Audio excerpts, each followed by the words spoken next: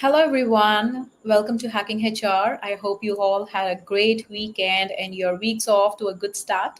It's Tuesday. Let's dive into some awesome discussions with our fantastic panelists and our audience.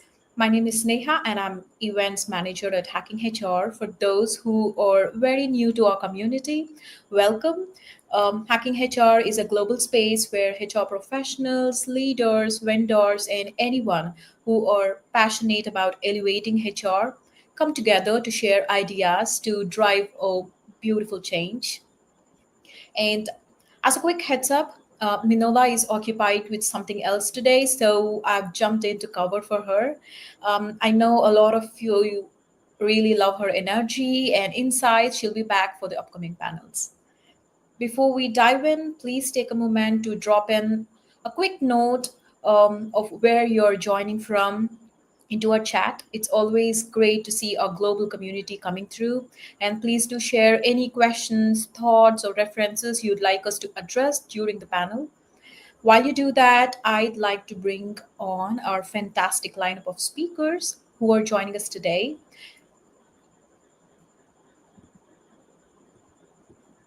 Amazing. We do have our beautiful ladies today here with us. And thank you so much for taking the time to share your experience with us and for going to have a lot of insights to be discussed today. And let's start with a quick round of introductions. Please share a little about yourself and why this topic resonates with you. And let's kick things off with Beth. Hi, thank you. It's great to be here. My name is Beth Message. I am the principal and founder of Beth Message Coaching and Consulting. So I do work in the learning and development and talent management space. I'm an executive coach as well. And this topic, I was really excited about this topic because I think this is something I've been thinking about for the last 15 plus years of my career, and the need for continuing to upskill and reskill our employee populations is just growing tenfold. So I don't think it could be more relevant than now. Awesome. Anna. Good morning. I'm calling from early morning here. I'm in the Northern California, Silicon Valley. My job is so relevant to the topic today. I do organizational redesign and transformation. Long year in organizational development and design person. I expect that more and more the need of the organizations really to transform. And that's what I'm really helping them to do.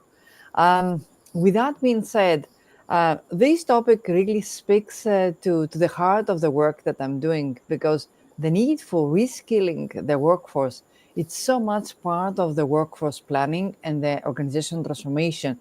It's a core thing that we need to do it in a very strategic and organized way. So it's a good idea that we have this kind of webinar so that we can put out some practical tips to the people that attend to that. Thank you, Anna. Thank you so much for those great introductions. And now that we have a sense of who you are and your backgrounds, I'd love to dive a bit deeper into your personal insights that directly relate to today's topic. So, I do have a couple of questions aligned with your expertise. So, I'd like to get started. Um, Anna, as you're on the floor already, this is for you. So, with your focus on organizational design and with all your expertise throughout the years, so what's the one thing that you'd recommend for helping teams get ready for the future through upskilling, through reskilling? I'm sorry. Thank you very much for the question. I would like very much to suggest the following. For any kind of transformation that we want to create within the organization, we need to be ready really to align that with the organizational goals. A lot of things we might dash into doing things like reskilling, that it is so much needed, without taking that step.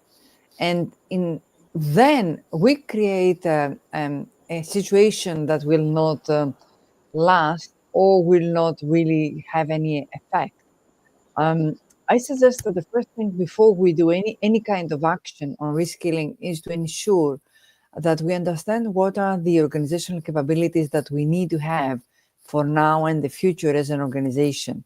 When we know what we need to have as capabilities, and I will give an example, then we're going to bind these capabilities exactly to the reskilling actions that we're going to take. By capabilities, I would like to explain, because a lot of people get a little bit confused between capabilities and competences. Capabilities are really the things that we need to have as an organization in order to be able to achieve something as an organization. And then you really need to understand how these capabilities will be implemented through the competencies or the skills of the people that are employed by the organization. When you really understand what are the organizational capabilities needed for now and for your future organizational goals, then you're in the position to make a gap analysis to understand what you already have in place and what is the things that you do not have. So by measuring that gap, you are in position to know what you need to do in order to have your people ready to help the organization thrive. In that question, I would like very much to say that it is so much important, whatever you do, to weave it in your workforce planning, because in order to have the people at the appropriate people and the appropriate skills in order to achieve the organizational goals, you need to have that into your workforce planning. And workforce planning is not really just hiring full-time equivalent. It's really not. It's really having the right skills in place. Right now, as the future unfolds, more and more it's obvious that we don't hire really just people, we hire skills. And that's why, I mean, we really need to be very strategic in the way that we do our own planning and we do our own reskilling actions. But I will stop because I mean, that's really my topic, and I can talk for hours. Awesome. Those were great insights. And I just wanted to ask Beth if you have anything to add upon that. I mean, I do agree with Anna that I think that the approach of taking like an organizational design approach and making sure that the skills are really aligning to the goals that the organization is trying to achieve is critical. We can't, we can't boil the ocean. We can't train everyone on everything. So making sure we're really pinpointing exactly what's going to help the organization achieve its goals and move forward is absolutely the approach I would take as well, for sure. Awesome. And Beth, as someone who works closely on leadership pipelines, what do Mhm. you think are the most have skills for the workforce of the future? Yeah. I think there are three really important things to keep in mind. So the first one is we're talking about reskilling, right? But there's also upskilling. And the distinction is reskilling is, taking employees and training them on things that are outside of their current job or career path. Whereas upskilling is teaching employees new skills to enhance their capability in their current career path. And both are going to be important. The World Economic Forum has identified that 1.1 billion jobs are going to be radically different in the next 10 years. So that's going to cut across every industry, every organization, every kind of role. So really thinking about how do you get people more skilled in what they do now and how do you get them into something entirely different is going to be important. I think the second thing is the bedrock to all of this is going to be transferable skills, right? Those are those things that agnostic of the job that you're doing, the organization that you're in are going to serve you well. So a big one and serve the organization well. So a big one is going to be learning agility, right? Like that's really what we're talking about. And that's the ability to learn, understand, and apply a range of skills. You're not going to be you're not going to be a superstar in all of them, but being able to take in new information and not just have knowledge, but have the know-how to be able to apply it. So learning agility is going to be really important. And the ones that we all experience every day, right? The communication and listening. I think digital literacy. So not specific technologies. We're all obviously going to need to learn specific technologies, but even people who would say, my job's not very technical, organizations are taking on more and more systems. So even if you have a non-technical job, you're probably going into a system to enter your person's performance review. You're going into a different system to actually go into the LMS or sign up for a class. So the ability to learn new systems is important. New technologies is important. And then things like emotional intelligence, problem solving.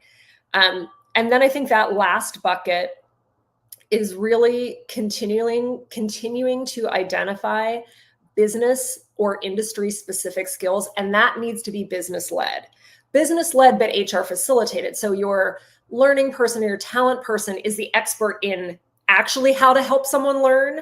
How do we actually focus on the learning objectives? What's the best method? How do we scale this, or how do we focus this? But the business has to have a really big stake in this, and they have to be the ones to help identify. Right now, I think there's probably most of the organizations in this country are saying everybody needs to learn AI. And yeah, that's super important, but it's different. There are different ways to learn AI. There's different applications. And maybe for some organizations, that's more of the fourth thing on the list and not the first. So the business really needs to be able to drive that. Great. And Anna, do you have anything to add up? Yes, I would like to add the importance of having a high level of change leadership skills. At this point, with all these transformations that go on in not only within organizations, overall, leaders really need to be in the position to help the people really immerse into the change and drive the change for them. So I suggest that the change leadership is an important skill that needs to be augmented, needs to be advanced within the organizations. Awesome. As we are on the subject, I'd like to add up another question following to that one. And with that, saying, how can organizations make sure that they are focusing on these developing skills?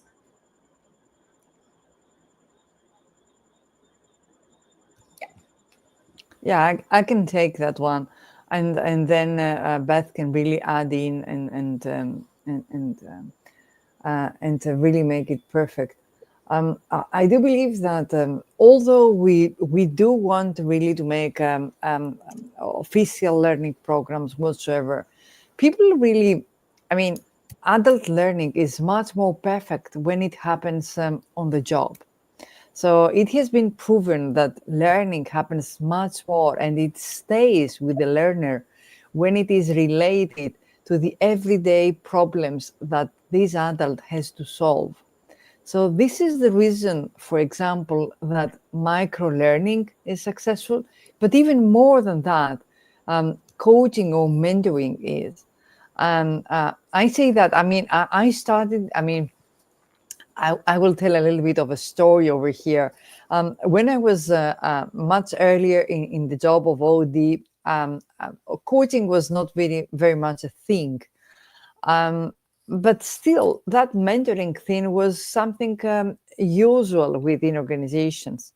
And then I discovered that it's not necessary for someone really to know exactly the topic and be a mentor, but can be really the person that can create all these kind of inquiries, the appetite for learning, and perhaps a way to see inside your mind and yourself and find solutions with coaching.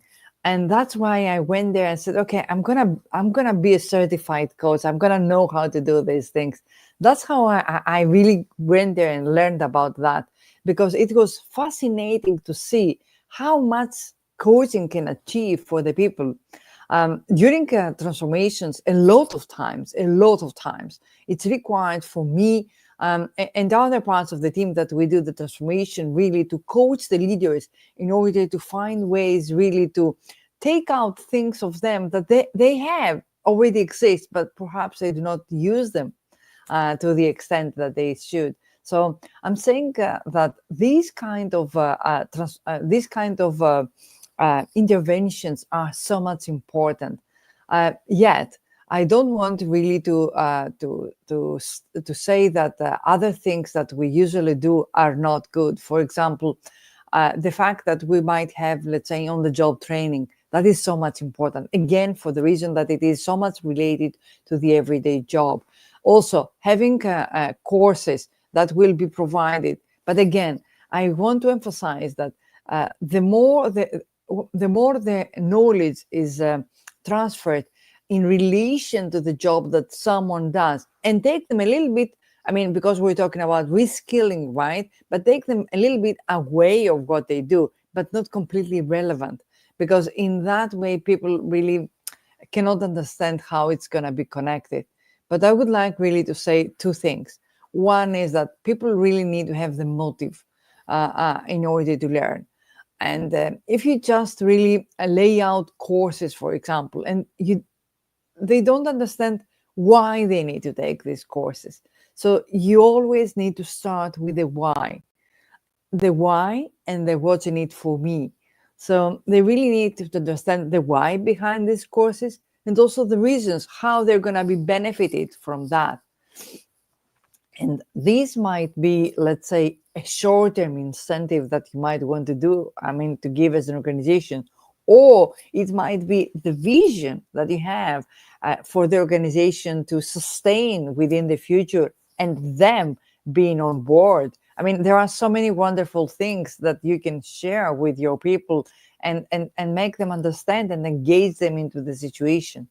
Also, I would like to say that it is so much important, really, in order to succeed into having this reskilling for your people, you really need to give them the engagement, the motivation, and the way really to do it.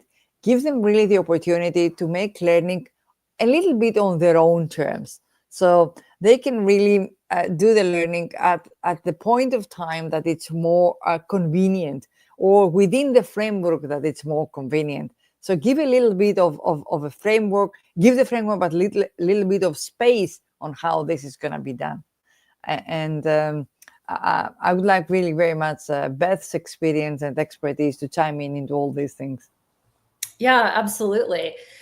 Yeah, I think touching on a couple of things that you said, when we think about making sure that reskilling efforts are effective, I think people need to have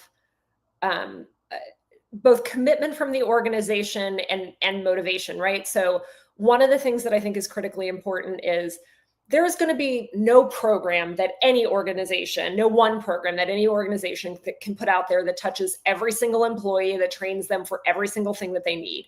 So having a much more dynamic approach to learning, some of the things that Anna mentioned, it's not just facilitated training, it's not just e-learning. Those are two things. It's also mentoring relationships, it's stretch assignments, it's job shadowing, it's job swapping, it's coaching at different levels, whether group coaching or individual coaching.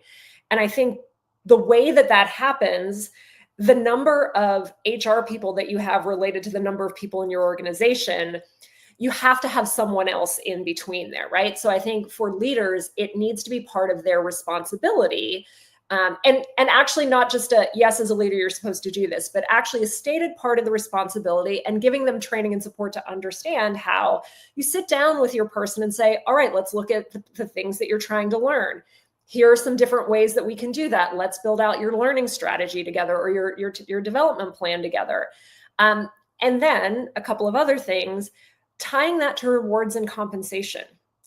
If I am told that, yep, you need to continue to learn and grow, but there's nothing actually on my goals or in the way that I get rewarded or incented, it's going to go to the bottom of the list because I'm going to need to get the work done, right? Now, the reality is the learning is going to fuel you to be able to get the work done in a more effective and efficient way, but it doesn't always work out that way. People aren't prioritizing their time that way. The last thing I would say on that is then organizations need to actually create budgets for learning. And I know this sounds like, of course, right? But in my experience, learning is treated as an expense. It is not treated as an investment. So we're having a bad quarter, we need to manage expenses. So, we're not going to run the training this quarter, or we thought we'd get coaching for Sally, but, we're going to put that off till next year. And the message that sends is learning is important, but it's not that important, right? And I'm not suggesting every organization needs to have a massive budget, but whatever you determine your budget is, you need to hold strong to it. And then think about those other pieces like a stretch assignment, like a mentoring relationship that don't actually cost anything and help you get additional work done in the organization so that people are able to get rewarded, get incented, the learning is protected, and there's additional growth across the organization. I would like very much to emphasize what Beth has just said and give a tip. So since really a lot of HR organizations and some of the audience might be just in one person HR, I would like to say that the more you really link the training budget to the organizational goals, the less possibilities are that it's going to be cut. And I would like to say that it is important that you build the business case. The business case means that you really know exactly how your business makes money. If you know how your business makes money, then you really know how to make sure that your training budget will not be cut, at least significantly, because you will make sure that you will have very targeted training approach that will be helping out your business to make money. And you will be in the position to prove anytime to your leaders that I do that because we want that, and we're over there in the market in order to achieve this. Do we want to achieve this or not? And in that case, your training will be a little bit more safe. Also, I would like to say that when you have a good business case, that means that you also have a good monitoring in place, which means that you have good KPIs to be in a position with your dashboard to show every time to your leaders that I had told you that I'm helping the organization to achieve these goals, and this is the stage that we are now. And you have your dashboard ready to be for their review so that they see how their money are being invested. So these are two things that I always suggest that the HR people, or the training managers or whoever is in charge of that, have in mind. Yeah, I think those are great call outs, Anna. And I was looking in the chat, and Kathy had mentioned, I think it needs to go further than just creating a budget. We've had budgets in the past, but without a process for assessing those funds, the funds went unspent, which is sort of the other end of the spectrum, right? So I think the more that you can integrate learning as a lever throughout your talent management process or your performance management process, the more that it comes together, right? So think about succession planning. So typically succession planning will say, okay, here are the critical roles in the organization, and we need to make sure there are people who, if something happens, if they get promoted, if they leave, whatever, someone is ready to go. Often when you look at that, the pool of ready now people is pretty small. You've got people maybe 1 to 2 years out, 3 to 5 years out. So ensuring that, part of the process for succession planning is identifying people who are on bench for critical roles and ensuring each of those people has a dedicated development plan, and that may require some budget. That's one way to embed it into your organization. Another way to embed it into your organization is things like some smaller organizations will do things, and actually bigger ones too, will do things where people can actually apply for learning, like a learning grant or a learning budget, because they want to go to, they want to go to a conference, they want to take a class, they want to have their team do an offsite. Putting it in the hands of people in the organization, because there are people out there who absolutely want this. That's a way to also help ensure that budget goes to the right use and gets spent. And then thinking about the things that are just core curriculum that, our onboarding, we make sure that we have funding for that. We do have a program for new and emerging leaders. We do have funds for that. So I think ensuring that you're tying the learning to every step of the employee life cycle and your talent management process, and figuring out where the budget levers are and how they're being used is really important. It was a great call out, Kathy. So thank you for mentioning that. I love it. I would like to address one of the questions that Claire has for you. So we know we have to tailor our reskilling activities to our organization, its needs, challenges, future direction, etc. However, I'm curious if there are some core generic reskilling needs that would be effective for the whole organization and specifically for HR. To make sure I understand, so reskilling needs that are up here are for broadly across the organization and specifically for HR. Did I hear that right? Right. Yeah, I think I'll just jump in on this one and then turn it over to you, Anna.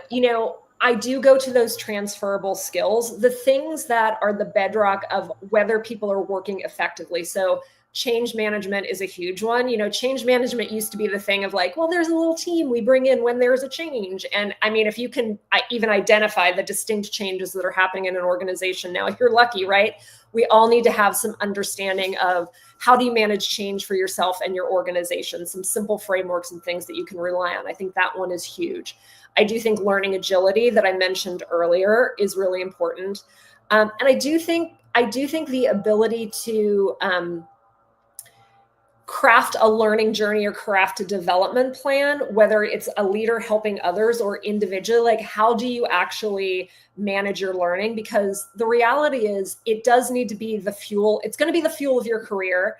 It's going to be the thing that helps you to continue to grow. And you can't just wait for someone to deliver that to you, right? So I think those pieces are important.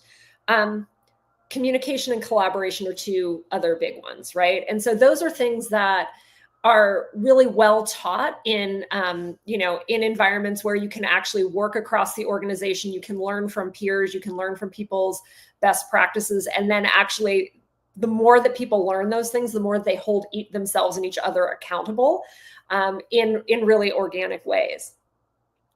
I think from an HR perspective, the thing that I see happen a lot in HR teams is people are so busy that the HR ends up, number one, they're fighting a lot of fires. They're dealing with a lot, like how many people became like unintentionally the chief medical officer of their organization 4 or 5 years ago, right?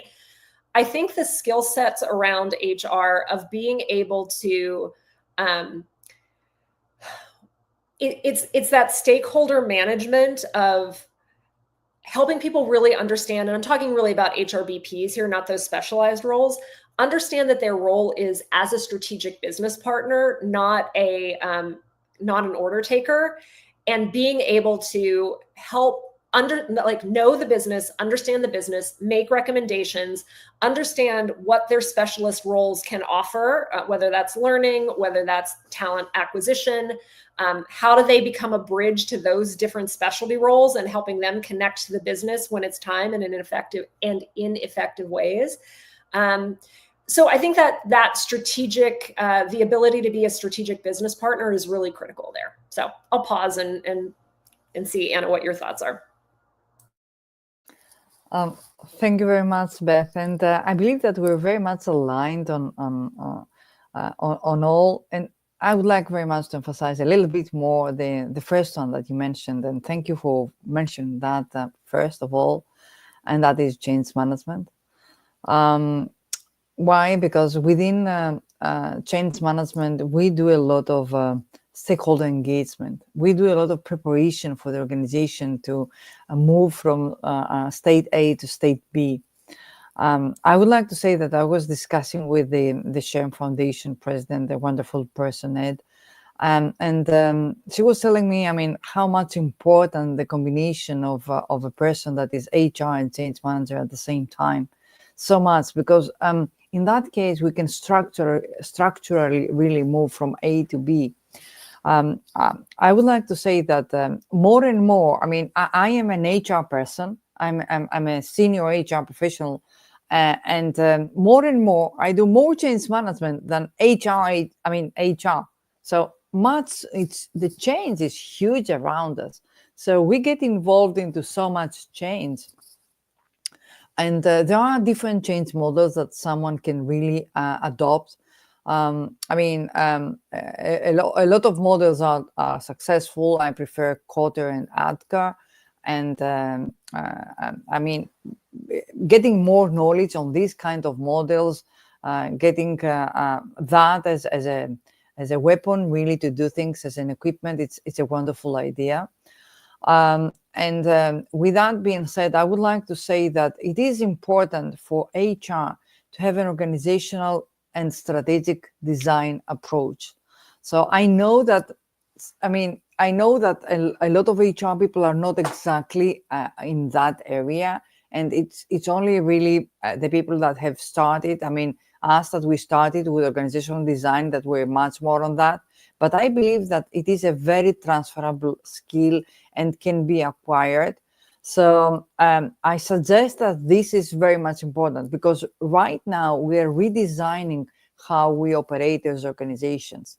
We really need to be in the position to understand how we need to shift our operating model. And I say that because a lot of times HR might be just in the position accepting a redesign and just only trying really to run it. That is not a good idea.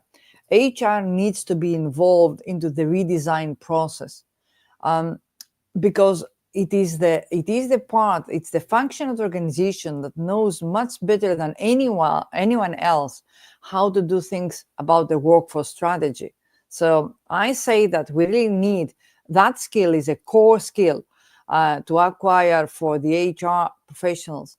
Know how to redesign, and I'm not talking about just structures. Organizational design is not really I change the structure and that's it. No, that's not organizational redesign. That is really understanding a lot of nuances of an organization, understanding how the skills are connected to the organizational goals, understanding what kind of talent framework you want to create, understanding what are the capabilities of the organization and how they are linked to your learning plans, for example.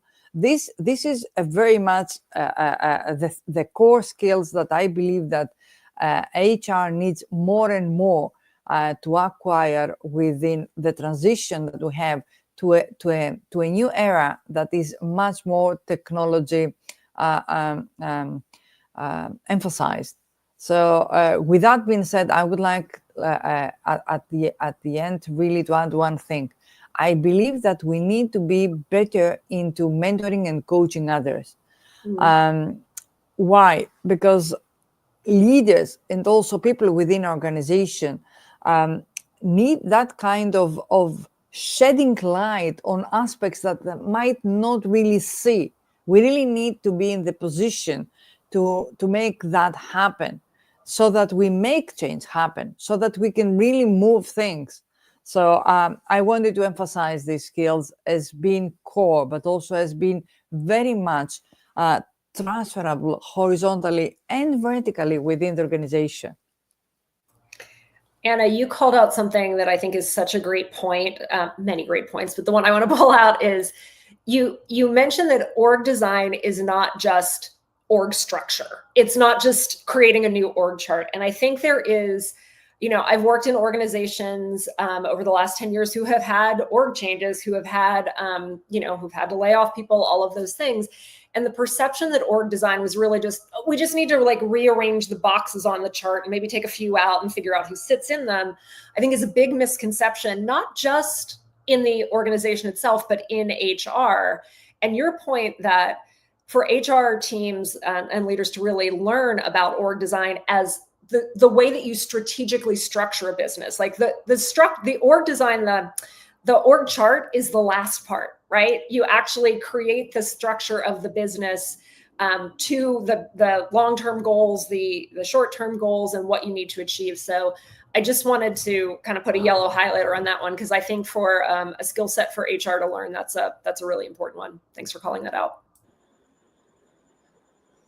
Awesome. I love it. I believe that these insights have covered up for Claire. I hope it answers a question. And another challenge that we often hear is, what are some common obstacles organizations face when rolling out reskilling strategies? And how do you think they can overcome this? I mean, one of the things that I see is people, organizations want the program.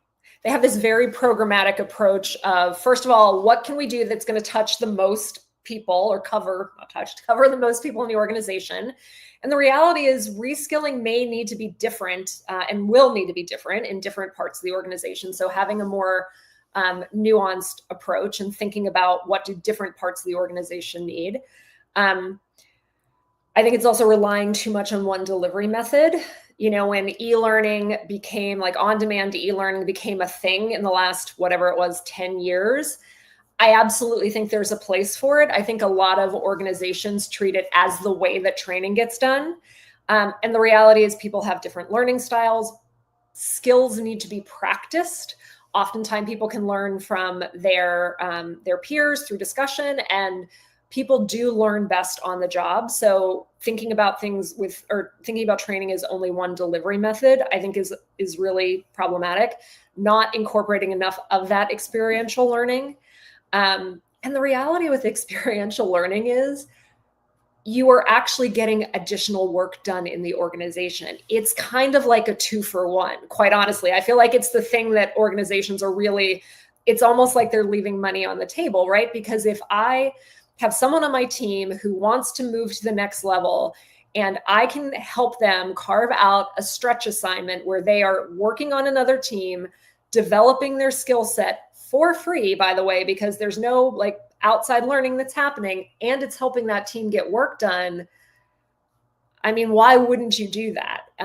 I think the thing is, the appeal of a programmatic approach is, oh, we do these 3 handy steps and people get reskilled. It requires nuance. It requires ongoing, continual thought, continual tending. And I think the problem can be the stewards of that in the organization, whether it's, depending on what your structure is, whether it's your one HR person, whether it's your learning team, they're often getting pulled in so many directions, they can't actually do that.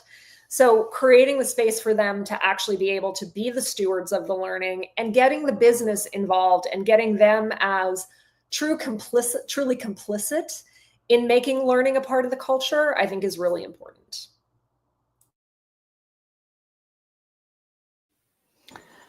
I can chime into that wonderful ideas that Beth already unfolded, and I will speak as a change management practitioner. So really doing that, trying really to put in place a learning program, a reskilling program. It's a change, really. You really need to make sure that during that you have all your things put in place. Most importantly of all, you really need to make sure that you have a good buy-in, first of all, from the leaders of the organization and the sponsor of the change, that person that really wants that to happen, and also from the people that are going to be involved into that. And for making that happen, for making the buy-in happen, you really need to make sure that they understand the vision behind the change, the why behind that, and how this is going to be connected to their own future. Not only within the organization, but in general. The second thing is really remove any kind of barriers that exist in order for that to happen. Removing barriers might mean simple things like, for example, don't expect them really to do the learning after an exhausting working day. Make that possible. As much as possible, make it possible. So with that being said, also really model the change that you would like to see. Make sure that your leaders become the models of that change. If leaders really do not learn, they are not really the heavy learners that you would like your employees to be. How do you expect the employees to be learners? So, and last but not at all least, make sure that these kind of results that you would like to have, the learning and everything, has an impact. Show to the people that what they're doing has an impact. Make sure that you show to everyone that what is happening and what is unfolding within the organization has an impact to the organization, to them. Make sure that you show that with your communication and engagement plans. I would like to say that, I mean, not everything in life is really structured, but finally everything is really structured. And what you really need to do is step on the steps that you need to take in order to make it happen. The obstacles that someone might face into unfolding a learning program within the organization is like the obstacles that we face with any change that we try to introduce within an organization. We really need to be very much methodological in our approach in order to make it happen.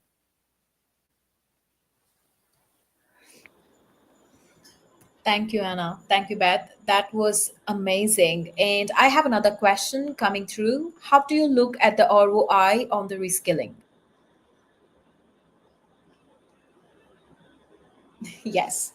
I want to talk about that because I've also seen some of the people that are attending talking about their ROI and the challenges that exist in order to measure the result of the investment that you're doing. And I very much agree with everyone, because trying really to prove that there is a ROI on your learning, it's very tough. Most of the time, it's tough because you try really to tell the leaders, okay, your money is well invested. If we do that, I mean, at the end of the whole thing, that's not good. I do believe in ROI that happens before anything starts. So you really need to make sure that the investment is very much targeted. You really need to make sure that from the beginning, it has been agreed that we need these specific things to happen. As I said before, if you sit down and you create the business case right from the beginning, and you say that, leaders, these are the business goals. We want to achieve this quarter, these things, next quarter, these things, next year, these things, next 3 years, these things. These things, in order to be achieved, do we agree that we need this and this and this? Okay, if we need these 3 things, how do you think that we're going to put them in place? And we agree on the ways that we're going to put them in place. One of the ways would be, okay, let's train Anna and Beth and these and these and these on these things, or this group or these functions on these things. And we want them to happen until then. Okay. Then you understand that return on investment is much more easy to prove, because it is only unfolding what has been strategically set from the beginning. If you try really to prove the return on investment without having that exercise, it's really in vain. Yeah, I totally agree. I think what sometimes happens is a learning program gets put in place because we intrinsically think it's a great idea. And then somewhere down the path, leaders are saying, well, tell me the ROI. And we just have very different ideas of what ROI means. If a leader is saying, well, we should be able to increase sales by whatever percent, well, it was never set out to do that. So we're not going to meet that objective, right? So agreeing what the ROI is in the beginning, I think, is hugely important. And I think, the other piece is, well, that, and how are we going to measure it, right? Because I think oftentimes we're going to improve communication. That's why we're doing this training. Well, how are we going to determine if communication has improved, right? We have to agree on how we're going to measure that.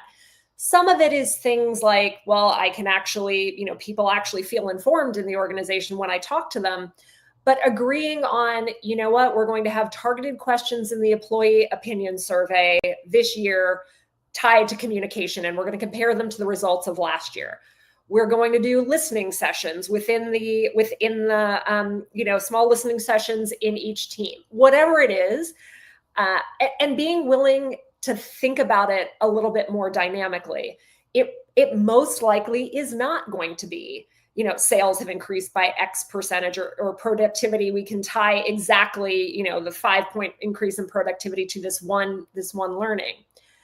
I think it's also important to be really clear with leaders that just because there isn't a direct correlation to a finance metric or a specific productivity metric, some skills are actually have a halo effect across the organization, right? So if you improve collaboration, at some point, yes, your sales are going to improve, your productivity is going to improve. Creating that direct line is not going to be, you're going to have to do a lot of backwards engineering to even try to make that happen, and creative engineering to try to make that happen. But to be able to say, we will know that collaboration has improved in the organization because projects come in on time. We will know that collaboration has increased because the number of complaints going to HR has decreased. We will, like, the things that are the kind of different metrics that you can look at that often feel maybe a little bit squishy to people. We're talking about something qualitative. So often our measure is going to be a little bit qualitative, but thinking about the way that we can at least gather that information in a consistent way, do it as objectively as possible, maybe through some form of surveying as opposed to just one-on-one conversation, and being willing to say, like, actually, right now when we walk in here is a pretty tense place. The goal is, as we increase collaboration, yes, we're going to look at the employee opinion scores, yes, we're going to do X, Y, and Z, but also one of our aims is we're going to know when we walk into the organization on a day-by-day basis that we don't have this constant feeling of tension. We see that people are enjoying working here. More and more people are actually coming and hanging out in the lunchroom or whatever the case may be. So thinking about it dynamically and looking at it dynamically, and really helping leaders understand that, there is not always going to be a direct tie to, we can't always make that direct line to something like sales, but the skills are actually contributing to it in the end. I don't think that was the clearest way of saying it, but I hope I got my point across. And I would like to emphasize a lot at this point that HR leaders need to be very much good at building the business case. They really need to know how their business works and knowing how they can make it work better. So an HR leader needs to be intentional and very strategic in whatever action that he or she takes, in whatever thing that he or she proposes to the leaders. That is so much important.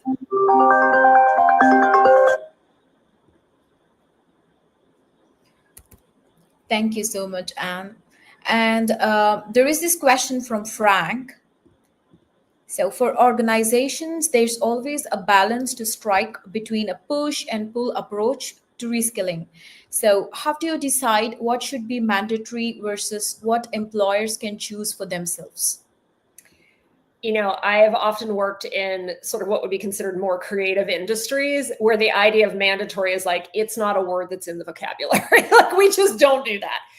And so I think the thing to think about is, if you're making it mandatory, why is it truly mandatory? And can mandatory be like on a sliding scale? Meaning, if it's mandatory because there's a legal regulation, well, it's mandatory and we need to do it and let's do it, right? But I think a lot of what we're talking about really is more about upskilling to be ready for the future, which may not feel urgent enough for people, right? So I think, a lot of times when we're creating learning, I had a leader years ago who said, just go where the energy is. Start by going where the energy is. When I worked internally in organizations, like, I knew who the learning people are. I don't mean people who worked in learning like myself. I knew who the people were who were like, oh yeah, is there a new program for my leaders? Let me try it. Oh, is there something on change management? I've been wanting to learn about that. How can I get involved? I knew who those people were. And those were the teams, those were the leaders that I would call on.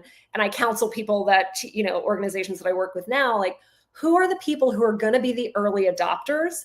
Because the reality is, when you see your coworker having an easier time doing their job, when you see a team working better together, when they're like, oh my God, this new program that, I mean, I don't really want to use it, but holy cow, it's saving me time. That's when you build the momentum and the excitement within the organization. So I think that the reskilling, making it mandatory, I would say start out in a pilot approach and see where you get energy and see where you can build momentum of people being able to speak to the way that it's actually helping them on their jobs, the way that their work is getting easier, the way that they're able to work more effectively, and leverage that through your communication channels. In a town hall, have them talk about it. If you have a regular kind of newsletter message that goes out, do a quick profile on the team. Build the excitement and the interest in the organization so that you start to get the swell of interest where either people are saying like, oh yeah, let's try that. Or leaders are saying like, no, we're definitely going to try that. So team, you may not want to, but we're going to. When you build the interest and you build when it becomes mandatory in the sense that leaders really believe that their teams need it, I think that's when it gets much more effective. Because the problem with mandatory is people can go through a training or go through learning or do an assignment and be able to check the box. And that doesn't mean that they've actually internalized the information. So I think when you get people to be complicit in it, that's where you're really going to get more traction. And then the other piece is the way that you can make it mandatory without making it mandatory. This is kind of like a few years ago, there were all those cookbooks that were like, get your kids to eat vegetables without them really knowing it. Like they thought they had a burger and they had a whole squash.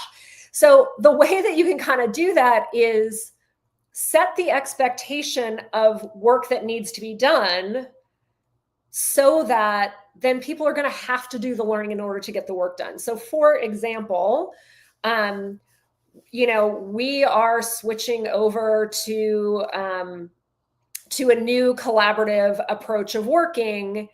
And that's going to involve working in, tiger teams as opposed to regular structured teams. Well, in order to support you to be ready for that, we have some learning on collaboration, or we have some learning on communication or whatever. Those are the things that can help you. We recommend that you do those. There are going to be people who adopt that, start doing it. Those teams are going to then start seeing that work effectively. They're going to recommend more people do it, and you create a virtuous cycle.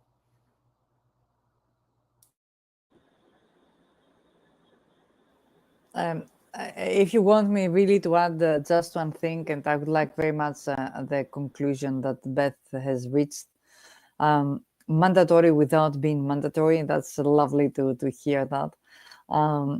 You cannot force people, really. You cannot force people. One way or another, it's not going to happen. So this is going really to mess up everything. That's why it might be mandatory, yes. But you find a way to make it happen. And that's even better. When you really have to do something and find a way to make it happen, what do you want to make happen? You don't want really the learning to make happen. No. You want really to make happen the change that you want to achieve over there. People really having different kind of, being equipped with different skills and having probably different kind of behaviors. So that is what you want to achieve. So make sure that you have your eyes on what you want to achieve. It's not a learning program. It is the change that you want to make.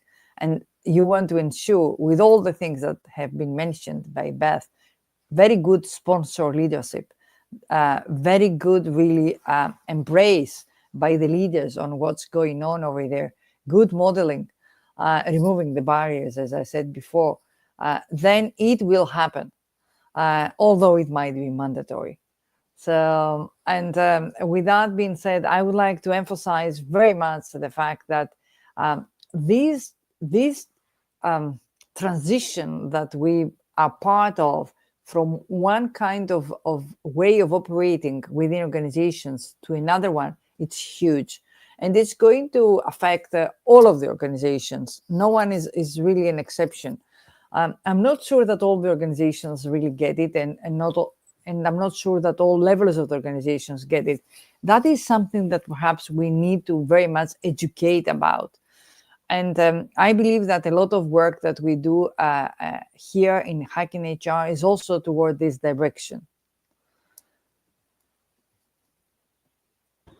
Thank you, Anna. I see that we are right on time. So I'd like to continue the discussion as we see a lot of comments flowing in and there are a lot of questions coming in. So I believe that our panelists can address each one of them while the conversation keeps going on.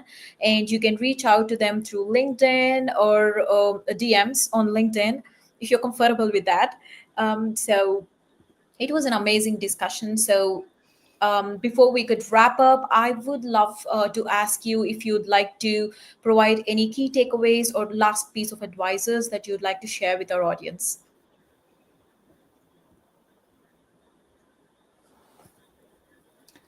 I can go on if you would like me to. I would like to say that on the topic of building a future-ready workforce, you really need to do a workforce planning that is based on the required skills that you need to have as an organization to operate. So we need to think strategically, and we need to be very much focused on what makes us capable of operating as a business. With that in mind, you are much more intentional, targeted, and strategic in the way that you will approach your future-ready workforce. Yeah, and I think my suggestion is a nice companion to Anna's, which is, as you think about this, think about it as systemic. Do not think about it as, these topical applications of learning that you're going to kind of put onto the organization like a Band-Aid. Think about systemically things that you can do, ways that you can tie the learning to your employee life cycle, your talent management practices, your performance management practices, so that it becomes part of the way that reskilling or upskilling becomes the part of the way that you as an employee just function in the organization and part of the rhythms of the way that the organization runs, so that it doesn't feel like this satellite thing sitting off to the side. Because it's going to continue. It's not like you're going to do the one reskilling and then, oh, it's done and we're all ready. This is going to be an ongoing process and practice. So figure out how to embed that in the systems that already exist in your organization so that it truly just becomes part of the culture. And you don't have to reinvent the wheel. There are exactly over there the things that you need to. Utilize the STAR model that can really help you understand. In organizational design as an expert, I utilize that a lot as a model. It has all the areas that you need to systemically develop and do things, and then utilize some kind of model to take the situation from A to B. It might be Kotter, Adgar, whatever. But the models are there for you to just put them in practice. You don't need to reinvent things. They are there. Just take them. You can just Google them and find them and utilize them as much as possible. And really reach out on LinkedIn. Do not hesitate. You want to ask something, say, Anna, I want to ask that. Beth, I want to ask that. Don't hesitate. The community is out there for you to just go out, ask, and pick up things.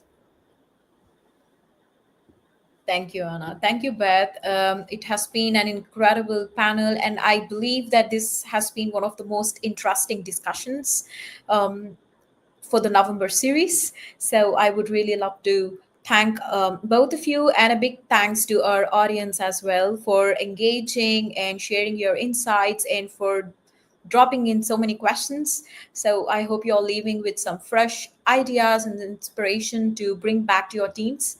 If you do have more questions or thoughts, please feel free to keep the conversation going in the chat, and also feel free to connect with our panelists for any further questions. Thank you all. Thank you so much. Thank you very much. Bye-bye. Bye.